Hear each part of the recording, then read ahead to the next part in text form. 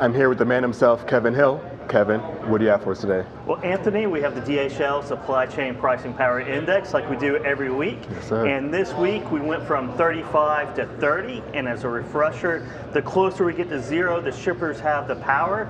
And the closer we get to 100, then the carriers have the power. So we're falling down. We're up to 45 during peak holiday season back in December, and over January we have just sliding back. Right. And that's really for 3 or 4 main reasons. Number one, our load volumes are pretty flat year over year. Right. OTRI, or outbound tender rejections, have fallen from their peaks of about 14%. They were kind of leveled off at 7-8%, but now they're under 6% as of today. Gotcha. That's driven spot market rates down, though they're down to about $1.40 for dry vans on national average. And then we have some pretty bleak guidances. Earnings season's coming out for Q4 2019, right, which was down year over year. But the market conditions that's been described in the outlook for Q1 of 2020 have been pretty bleak. Okay. There's companies that are operating on a daily basis that are about 18% lower on a margin basis year over year. Gotcha.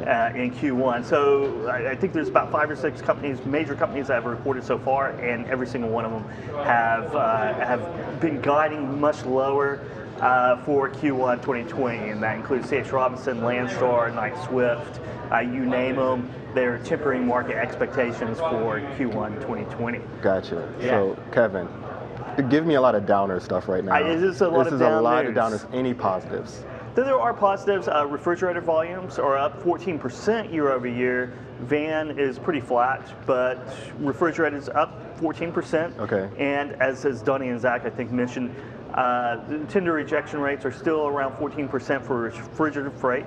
So that seasonal aspect of the refrigerated cycle is still going strong, okay, much better than last year. So that's a glimmer of hope. Macro GDP came out. Yes, that's right. And what was it, 2.1 or 2.3? 2.1 for compared to third quarter to fourth quarter, and I think 2.3 for the year overall. For the year overall, right. So 2.3%. So nice, steady GDP growth. Yeah. Nothing fantastic, but really nice and steady. So that's a big positive. And we're seeing like insurance premiums jump up. We're seeing a lot of bad news for carriers. Yeah. But that should get the excess capacity out of the market, and I think that's really where we're all hung up right Gotcha. now. And one of the really big areas that's been a source of weakness, going back to those downers, yeah, has been from the manufacturing side. And I think we saw some of that in the most recent GDP number, right, where we saw investments into non-residential structures and equipment. And so does that factor into this at all? It does, construction is big. Right, right. Construction, manufacturing, industrial, but construction is a big thing, especially once we get into the warm construction season. Right. So I think we'll start seeing green shoots in the spring. Okay. Green grass coming up. It's not going to be great, but I think it's going to be better than certainly the Q1 doldrums or 2019, and then perhaps a second half recovery. Okay. I know that's the word of the year for everyone, right, is the second half recovery, but right, I think it's lining up to happen. Gotcha. Finally. Gotcha. So a lot of down news right now, small little arrows of brightness here and there. But Kevin Hill, thank you so much for that update. And thank you so much for tuning in for this edition of the DHL Supply Chain Pricing Power Index. We'll be sure to keep you up to date. Tune in next week.